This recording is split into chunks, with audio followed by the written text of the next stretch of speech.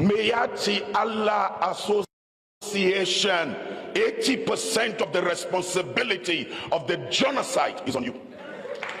You have the 80% answer. Because if today Mayati Allah says this genocide will stop, it's not herders and farmers clashes.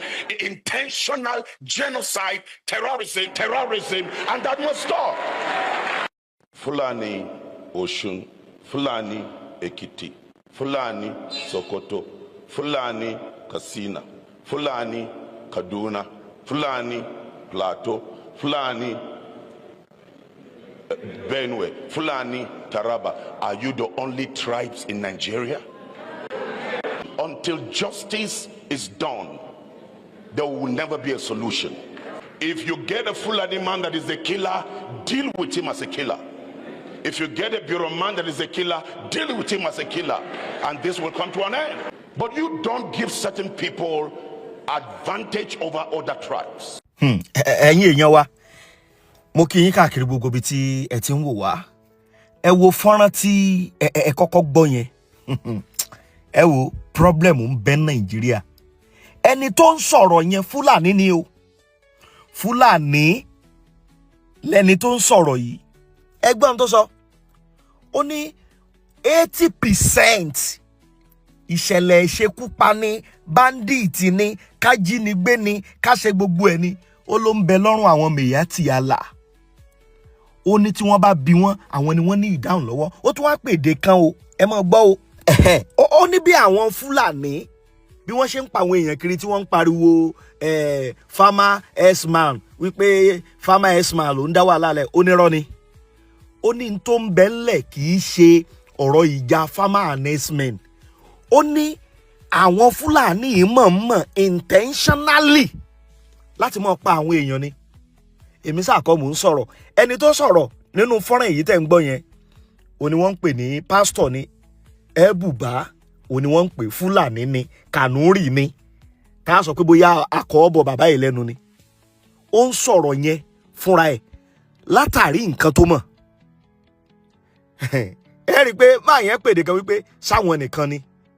Ó dé bẹ̀rẹ̀ sí ní dárúkọ àwọn lúkọ̀ kan. Ó ní sáwọn nìkan ni tí wọ́n ń yọ ayé lẹ́nu. Now, ẹ̀yin èèyàn, mo ṣe ètò kan lánàá níbi tá a ti ń sọ̀rọ̀ lórí wípé ìjọba orílẹ̀-èdè Nàìjíríà wọ́n ṣe àdéhùn pẹ̀lú orílẹ̀-èdè Israeli níbi tí ẹni tó jẹ́ Minister for Foreign Affairs for State ìyẹn arábìnrin Bianca Ojukwu pẹ̀lú akẹgbẹ́ láti orílẹ̀-èdè Israel tí wọ́n ti ń tọwọ́ bọ̀ wé àdéhùn wípé okay, àwọn fẹ́ ṣòwò papọ̀ pẹ̀lú orílẹ̀-èdè Israel láti wá ràn wá lọ́wọ́ lórí ọ̀rọ̀ ètò ààbò lórílẹ̀-èdè Nàìjíríà. Now, mo mẹ́nu kan ọ̀rọ̀ Ṣèyí Ìkìgúnmí. Mo lóríṣiríṣi comment táwọn kan ń comment. Ṣùgbọ́n tó dùn mọ́ mi nínú ni wípé 98% àwọn tí wọ́n ń comment lórí ọ̀rọ̀ yìí wọ́n mọ ohun tó ń ṣẹlẹ̀. Ṣùgbọ́n ẹ mọ̀ àlemọ́ra àwọn máa lè kọ̀ọ̀kan díẹ̀díẹ̀, ìyẹn ò ń ṣe tó dùn wá. Now, mo wá fẹ́ tẹ̀síwájú lórí ọ̀rọ̀ yẹn. Ṣé pé mo ṣèlérí pé máa mú part 2 wá. Now, report ńlá kan tó ti jáde báyìí. Ẹ̀yin èèyàn, report kan jáde tí àwọn ẹgbẹ́ kan tí wọ́n máa ń ṣiṣẹ́ ìwádìí tí wọ́n gbé jáde. Kí dẹ̀ ni report yẹn dá lé lórí ọ̀rọ̀ okòwò ìjínigbé ní Nàìjíríà. Because okòwò ìjínigbé ni wọ́n ní okòwò ìjínigbé Nàìjíríà pé ó ti gbẹ̀rẹ̀gẹ̀dígẹ̀. Ẹ wá máa gbọ́ o, wọ́n ní láàrin ọdún 2024 sí inú ọdún tá a wà yìí, ìyẹn ọdún 2025, between July 2024 sí June 2025, wọ́n ní àwọn èèyàn tí wọ́n ti jí gbé tí wọ́n jí gbé láàrin ọdún kan yẹn, wọ́n jí àwọn èèyàn 4,722 ni wọ́n jí gbé. Now, ẹ wá máa gbọ́ o, àwọn ransom tí wọ́n wá béèrè lọ́wọ́ àwọn tí wọ́n jí gbé, wọ́n béèrè 48 billion naira. Ẹ máa gbọ́ àwọn figure yẹn o, 48 billion naira ní total amount táwọn ajínigbé yìí, àwọn bandit nǹkan yìí tí wọ́n ń béèrè lọ́wọ́ àwọn tí wọ́n jí gbé. Now, wọ́n wá sọ pé nínú owó 48 billion yìí, owó táwọn bandit rí gbà, wọ́n rí $2.57 billion. $2.57 billion ẹ má bínú jàre, 2.57 billion naira lówó tí wọ́n rí gbà lọ́wọ́ àwọn aráàlú. Now wọ́n wá bẹ̀rẹ̀ sí ní ṣe analysis yẹn nínú àwọn ìṣẹ̀lẹ̀ tó ṣẹlẹ̀ yìí. Wọ́n ní ìṣẹ̀lẹ̀ tí ń lọ bí 997 ní ìṣẹ̀lẹ̀ ìjínigbé tó ṣẹlẹ̀, ṣùgbọ́n nínú 997 yìí wọ́n jí àwọn èèyàn 4,722 ni wọ́n jí gbé. Now níbi process wọ́n fẹ́ jí àwọn èèyàn gbé, wọ́n fẹ́ ṣe gbogbo ẹ̀ yìí, àwọn èèyàn tí wọ́n ti pàdánù ẹ̀mí wọn lórí ìṣẹ̀lẹ̀ ìjínigbé nìkan ni o, láàrin 997 incident tó ṣẹlẹ̀ tí wọ́n ti fẹ́ jí èèyàn gbé yìí, wọ́n ní àwọn èèyàn tó kú at that process èèyàn 762 ni wọ́n pàdánù ẹ̀mí wọn tí wọ́n pa nípa àfọ̀nàfọ̀sùn. Now àwa sọ wípé Israel ń bọ̀. Now ẹ máa rí pé kí ìjọba tó gbègbèsẹ̀ tí wọ́n gbé pé bóyá wọ́n fẹ́ involve Israel, pé wọ́n sign security agreement láàrin orílẹ̀-èdè méjèèjì, ṣé mọ̀ pé gbogbo irú ìgbésẹ̀ yìí, gbogbo irú ìwádìí làwọn náà ti máa ṣe. Wọ́n máa ti jókòó, wọ́n máa ti calculate wípé kí la lè ṣe lórí ọ̀rọ̀ yìí, ọ̀nà wo la fẹ́ gbé gbà. Ìgbà tó bá jẹ́ pé ìjínigbé ti wá di okòwò tó búrẹ́kẹ́, àwọn àwo dẹ̀ ló wà ń di ẹ̀, àwọn wo ló wà ń di ẹ̀, àwọn kinní burúkú tá à ń sọ yìí náà ni. Because wọ́n gbọ́ pé Nàìjíríà sign agreement pẹ̀lú orílẹ̀-èdè Israel, wọ́n sáré ń gbọ̀n kiri. Ẹ wá mọ ibi tí ọ̀rọ̀ yìí ti bí mi nínú jù, bí nǹkan tí mo sọ ní ànágbà tí mò ń ṣètò. Àwọn tí wọ́n ń jáde tí wọ́n láwọn ń protest against wípé Nàìjíríà sign agreement pẹ̀lú Israel yìí, gbogbo ìṣẹ̀lẹ̀ tí wọ́n ń jí àwọn èèyàn gbé yìí, ṣé ẹ rí wọn lọ́jọ́ kan rí kí wọ́n jáde síta kí wọ́n ní àwọn ń protest lórí bí wọ́n ṣe ń jí àwọn èèyàn wọn gbé, àwọn ń protest lórí bí wọ́n ṣe ń gba ransom lọ́wọ́ àwọn èèyàn wọn? Ṣé ẹ gbọ́ anything lórí ẹ̀? But ibi tí gbogbo ẹ̀ wá dojúrú dé, ó lè àìmọye àwọn oríṣiríṣi àwọn èèyàn tí wọ́n dìde ní Nàìjíríà tí wọ́n ń protest lórí ohun tó ń ṣẹlẹ̀ ní Palestine, wípé Israel àti Palestine jà, ṣáàmọ́ tó dà wọ́n pọ̀ ní kí ló kàn tí ẹ̀ kàn wá pẹ̀lú Palestine. Problem wọ́n ní lélà àti kẹsàn-án ròde, ìṣòro tó wà ńlẹ̀ báwọn àwọn ṣe bẹ́ẹ̀ gbọ́ tí ẹ̀bù bá sọ síwájú, ó ní ṣẹlẹ̀ tó ń ṣẹlẹ̀ pé àwọn Fúlàní intentionally ni, whether we like it or not, wípé wọ́n mọ̀ọ́mọ̀ ṣe tí wọ́n ń ṣe ni, kì í ṣe pé ọ̀rọ̀ ìjà àwọn Fúlàní àtàwọn àgbẹ̀ pé ní ń ṣẹlẹ̀. Ó ní no, ó ní tí wọ́n bá fẹ́ rí solution sórí ọ̀rọ̀ yìí kí wọ́n lọ mú àwọn Mèyátì Àlà, ó ní kí wọ́n lọ mú wọn, wípé 80% gbogbo ìṣẹ̀lẹ̀ tó ń ṣẹlẹ̀ yìí orí wọn ló wà. Ẹ̀bù bá tún wá tẹ̀síwájú, ó ní tí wọ́n bá fẹ́ kí kinní yìí kóròkun gbàgbé, Mèyátì Àlà náà ni wọ́n máa mú. Ó ní tí wọ́n bá ti mú Mèyátì Àlà, wípé tí Mèyátì Àlà bá ṣe tán lónìí, wípé wọn ò fẹ́ jẹ́ kí wọ́n jí àwọn èèyàn gbé mọ́, wọn ò fẹ́ jẹ́ kí ìṣẹ̀lẹ̀ ìjà à ń boko jẹ́, à ń fi màlúù jẹ kó, à ń ṣe gbogbo àwọn wà burúkú yìí kó dópin. Ó ní kí Mèyátì Àlà tí wọ́n bá ti pàṣẹ báyìí, gbogbo kìíní ẹ̀ dẹ̀ máa stop tí ò ní sí nǹkan kan mọ́. Ẹ máa wá rí inú ọ̀rọ̀ tí alàgbà Ẹ̀bù báyìí sọ. Mèyátì Àlà Association, 80% of the responsibility of the genocide is on you. You have the 80% answer.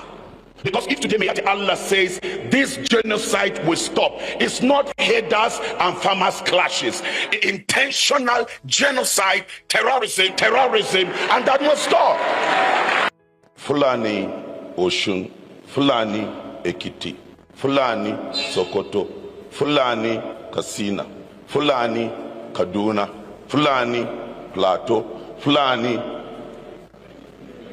Benue, Fulani Taraba. Are you the only tribes in Nigeria?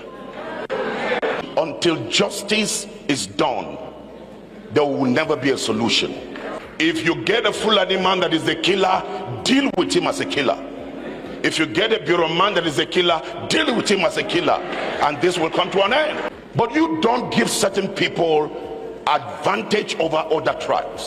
Ó bẹ̀rẹ̀ sí ní dárúkọ wọn, ẹ̀yin Fúlàní Kaduna, ẹ̀yin Fúlàní Sokoto, ẹ̀yin Fúlàní Lagos, ẹ̀yin Fúlàní Ogun. Ó ní ṣé tribe yín nìkan ló ń bẹ ní Nàìjíríà ni? Ó ní torójú gan ń gbà ń tì gẹ́gẹ́ bí Fúlàní.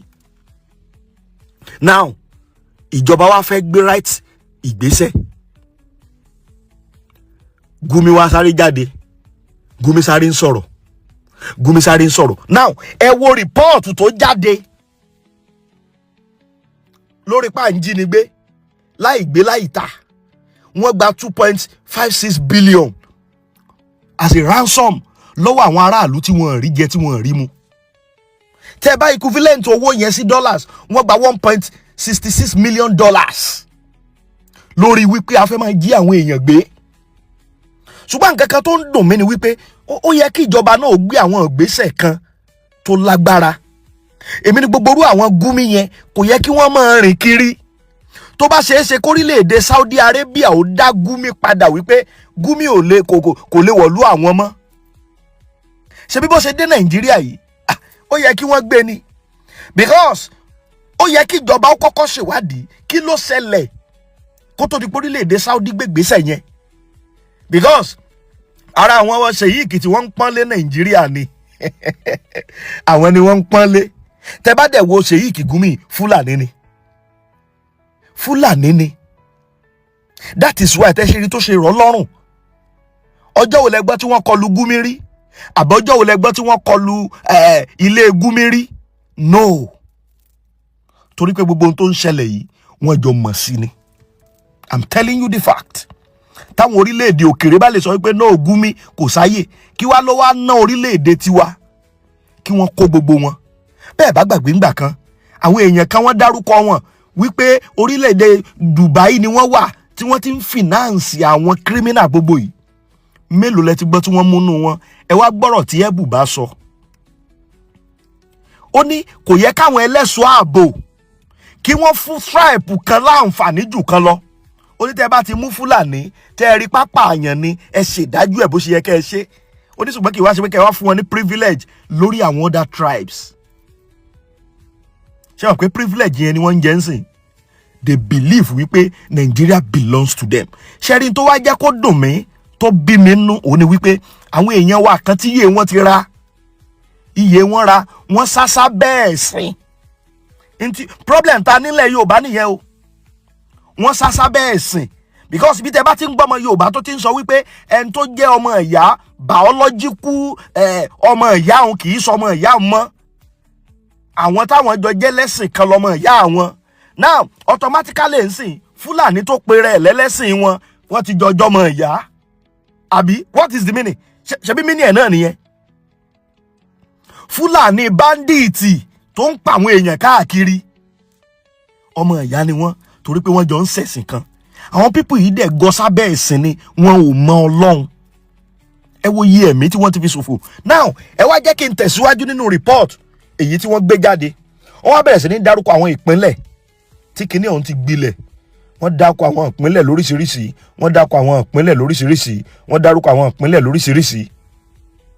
Kódà lẹ́yìn ìgbà tí wọ́n dárúkọ àwọn ìpínlẹ̀ kan tán, wọ́n tún wá bẹ̀rẹ̀ sí ní ṣe analysis wípé okay o lọ́dún 2022 èló làwọn ajínigbé yìí èló ni wọ́n gbà.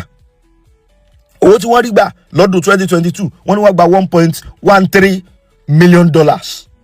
Ó ní wọ́n rí gbà. Wọ́n tún padà wọ́n bọ́ sọ́dún 2021 wọ́n bẹ̀rẹ̀ sí ní ṣe analysis yẹn. Lópin analysis yìí wọ́n wá ní láàrin ọdún tó kọjá sọ́dún yìí owó tí wọ́n ń gbà ṣe kíni ó fò sókè gan-an torí billions of naira ó ní wọ́n rí gbà. Wọ́n wá ní kí ló fà á? Wọ́n ní torí pé owó náírà já wálẹ̀. Bó náírà ṣe ń lọlẹ̀ yẹn tí wọ́n ń devalue owó náírà tí nǹkan ò lọ déédé àwọn náà ń ṣe kíni bí nǹkan ṣe wọ́n lọ́jà àwọn náà wá increase owó tí wọ́n ń gbà.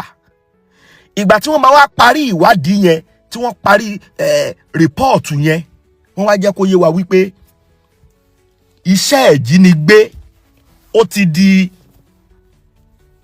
lucrative business ní Nàìjíríà. Wípé ìjọba gbọ́dọ̀ wá gbogbo ọ̀nà láti break àwọn people yìí. Ṣé bí ọ̀nà tí wọ́n fẹ́ gbà break wọn òun náà ni wípé káwọ́ àwọn orílẹ̀-èdè míì tí wọ́n lè ràn wá lọ́wọ́. That's why tí wọ́n ṣe gbé ọ̀rọ̀ oní Israeli ó ṣe Israeli kò ṣe Israeli wọlé because according to the report tá a rí ẹ Google ẹ rí gbogbo àwọn ẹgbẹ́ tó ti dìde ọ̀rọ̀ tí Gumi náà sáré sọ gbogbo pépà ló gbé kò sí dìtì ń bẹ̀ you can gbogbo nǹkan tí mò ń sọ yìí you can Google it. Gbàrà tí wọ́n gbọ́ pé Nàìjíríà sá agreement ẹ rí kí wọ́n sáré ṣe kéde wọ́n sáré fọ́n jáde wọ́n sáré fọ́n jáde wọ́n against ẹ̀. Wọ́n sáré jáde wọ́n sọ pé Israel wọ́n ń bá Palestine jà, wọ́n ń pa wọ́n. Àwọn kankan tiẹ̀ tó sásábẹ́ wípé torí wípé Israel ń bá Palestine jà bí wọ́n ṣe ń pa àwọn èèyàn yẹn tí wọ́n ń ṣe kinní kan yẹn òun làwọn ò ṣe ní support ẹ̀. Kí ló kàn wá pẹ̀lú Palestine? Kí ló kàn wá pẹ̀lú Israel? Bí mo ti sọ lánàá, Israel ò ń ṣe Christian. Torí àwọn kan ti fẹ́ gọ sábẹ́ religion pé Christian ni wọ́n. Israel ò ń ṣe Christian. Judaism ó ní religion tí wọ́n practice, and Judaism is not a Christian. Ẹ̀sìn tí wọ́n àjogúnbá tí wọ́n ń ṣe nìyẹn. Torí ẹ̀ ọ̀rọ̀ yìí sọ̀rọ̀ ẹ̀sìn kẹ́ ẹ lè mọ bí tí nǹkan ti burú dé ni o. Àwọn àjọ tó ṣe iṣẹ́ ìwádìí ni wọ́n porúkọ wọn ní SB Morgan àti SBM Intelligence. Àwọn ni wọ́n ṣiṣẹ́ ìwádìí wípé láàrin ọdún kan kí làwọn ìṣẹ̀lẹ̀ tó ṣẹlẹ̀. Wọ́n wá bẹ̀rẹ̀ sí ní tú bó ṣe di wípé ìṣẹ̀lẹ̀ ìjínigbé, iṣẹ́ ìjínigbé ó ti wá di lucrative business lórílẹ̀‐èdè Nàìjíríà. Ṣùgbọ́n àwọn èèyàn kan táwọn wò táwọn kan believe pé èèyàn gidi ni wọ́n, tó jẹ́ pé àwọn gangan dẹ̀nà dẹ̀ sásá bẹ́ẹ̀ sìn tí wọ́n jọ ń ṣiṣẹ́ papọ̀ máwọn kinní burúkú tí wọ́n ń jí àwọn èèyàn gbé yìí, àwọn sáré fọ́n jáde, wọ́n sáré ń sọ̀rọ̀, wọ́n sáré against ìgbésẹ̀ tíjọba gbé, wọ́n sáré against ẹ̀. Ẹ mọ iye àwọn bandit, ẹ wo iye ìpàdé tíjọba ti ṣe pẹ̀lú àwọn bandit. Èwo ló padà ṣe sórí? Lẹ́yìn ọ̀rẹ́yìn ajá wọn tún máa padà sí di èébì wọn ni. Ibi tọ́rọ̀ wọn wá dé yìí kò gbà pé à ń bá wọn ṣe ìpàdé mọ́. Ṣé bẹ́ẹ̀ ráwọn ológun lọ́yìn bí ọ̀sẹ̀ bíi mélòó kan sẹ́yìn tí wọ́n sáré pariwo pé Tùjí pé àwọn ò bá ṣe pàdé o, àwọn ń wá o, àwọn sì ń wá o. Àfáà kan dẹ̀ jáde ńgbà yẹn láti ìpínlẹ̀ Kaduna tó láwọn ti bá wọn ṣe meeting, àwọn ṣe wáàsí. Ìgbà táwọn ṣe wáàsí fún wọn, wọ́n kó gbogbo nǹkan ìjà ogun wọn, wọ́n kó lẹ̀, wọ́n gba Ọlọ́run gbọ́. Tùjí ò fi wá búlẹ̀ o. Oníṣẹ́ ológun tó ti sọ wípé no, a ṣèpàdé o, embassy bá wa rí Tùjí kí wọ́n bá wọn mú. A lérò ńkọ́ àìmọye ìpàdé tí wọ́n ti bá gbogbo àwọn yẹn ṣe, ṣùgbọ́n ajá wọn ń ṣe kíni, wọ́n ń padà sí di èébì wọn. Owó sàrà tí wọ́n ń gbà yẹn ó ti dùn mọ́ wọn. Àwọn tí wọ́n sì lọ ń gbowó bá wọn nú gbó, Ṣèyí Ìkìgúnmi ń bẹ lára wọn. Is all over the internet. Even I was searching lẹ́ni, mo tún rí kan wọ́n sínú ọdún 2022 níbi tí Gumi tó ti gbé ètò ọ̀rọ̀ ìlera lọ bá wọn bandit. I don't just know. Èmi ò mọ̀ tí ìjọba ń dúró dè tí wọ́n ti fi arrest Gumi gan. I don't know. Ẹgbọ́n tí bùbá tó sọ. Ṣé rí fídíò yẹn ẹ̀yin èèyàn tẹ́ bá máa tún rí wò, màá lọ fi fún fídíò yẹn. Ẹ má worry, màá ṣe ìyẹn ogun kò ju bí 8 minutes lọ. Ẹ máa lórí ọ̀fẹ́ láti gbọ́ gbogbo ọ̀rọ̀ tí pásítọ̀ yẹn sọ. Fúlàní ni, ara wọn ni, wọ́n mọra wọn. Pásítọ̀ yẹn sọ débi wípé òun gangan fúnra òun lọ ra acres of land fáwọn èèyàn wípé okay èyí tẹ́ fẹ́ dáko kó ń fi yẹn ràn yín lọ́wọ́. Ó ní gbogbo àwọn èèyàn dẹ̀ bọ́ sóko, wọ́n gbin ráìsì lọ. Ó lọ́sàn kan òru kan làwọn Fúlàní ìkómọ̀lú wọn lọ́bẹ̀, gbogbo ohun tí wọ́n ti ṣe wàhálà fún wọ́n dẹ̀ jẹ́ tákìlẹ̀ tó mọ́. Now conclusion máa yẹn wá ni wípé kí wọ́n gbàgbé ẹ̀, kì í ṣe ìjà àgbẹ̀ àtàwọn darandaran o. Ó ní gbogbo ìgbésẹ̀ tó ń ṣẹlẹ̀ yìí pé intentional ni, pé àwọn Fúlàní mọ̀ọ́mọ̀ wọ́n ń ṣe tí wọ́n ń ṣe ni. Ẹ gbọ́ report owó rọ̀gùnrọ̀gùn owó kidnapping gba láàrin ọdún kan wọ́n gba 2.57 billion naira. I'm not talking of million o, billion naira ni wọ́n gbà lórí pa ajíyàngbé. Ẹ̀rí ó ti wá dùn mọ́ wọn, torí ẹ̀ ló fi jẹ́ pé ìjọba gbọ́dọ̀ gbé ìgbésẹ̀ yẹn kanlẹ̀. Wọ́n gbọ́dọ̀ pa gbogbo àwọn ẹni bíi kí wọ́n pa wọ́n run. Kíjọba ó stop pé repentant kíní kan kò sí repentant ọ̀daràn. Ẹni tó ti pààyàn rí tẹ́ wá lórí repent tẹ́ tún wá náwó lé lórí, kò sí ti ń jẹ́ bẹ́ẹ̀. Kíjọba ó bẹ̀rẹ̀ sí ní fáyà gbogbo wọn ni. Ìtọ́rọ̀ ìfilè lójútùú nìyẹn. Tí wọ́n bá sì náwó lé repentant Boko Haram, repentant bandit lórí, ṣe rí pé problem wà. Àwọn kan náà dẹ̀ ló wà ń díẹ̀. Bí ìgbà téèyàn ń rọ́ta ẹ̀ tó tún wá ń fún lóúnjẹ tó ń bọ̀. tó ń fún lóúnjẹ dáadáa, oúnjẹ tí ó mọ̀ ṣe ara ẹ̀ lókun wípé tún múra sí o, tún wá mọ̀ jẹmí yà sí o, bọ́rọ̀ yẹn ṣe rí nìyẹn. Torí ẹ̀ mo ṣe mọ̀ọ́mọ̀ mú eléyìí wá pé rìpọ́ọ̀tù tún ti jáde láti báàkì ń tà ń ṣe bọ̀ látàná láti báàkì ẹ̀ǹdì. Torí ẹ̀yin èèyàn ẹ bá wa pín, ẹ bá wa share ẹ̀ dáadáa. Ẹ̀yin èèyàn bẹ́ẹ̀ ṣe ń wò ètò yìí ẹ mọ̀ bá mi share ẹ̀. Ẹ jẹ́ ó kan gbogbo àwọn èèyàn lá. Ọlọ́run ti dé, Ọlọ́run sì sí lẹ́yìn alábòsí. Ẹ torí ẹ̀ mo kàn ní kí n rọra ṣe léè lóní fẹ́rẹ́ jógí ni kẹ́ ẹ mọ bí gbogbo ẹ̀ bó ṣe lọ. Kó má kàn dà pé bóyá kàn ń sọ tójú wa ò tó. Rìpọ́ọ̀tù tí mo kà yìí, àwọn ìwé ìròyìn The Cable àwọn ló gbé jáde. Àwọn iléeṣẹ́ tó dẹ̀ rìpọ́ọ̀tù tí wọ́n gbé rìpọ́ọ̀tù yẹn jáde pé 2.57 billion ó làwọn ajínigbé gbà between 2024 and June of this year, láàrin ọdún kan péré.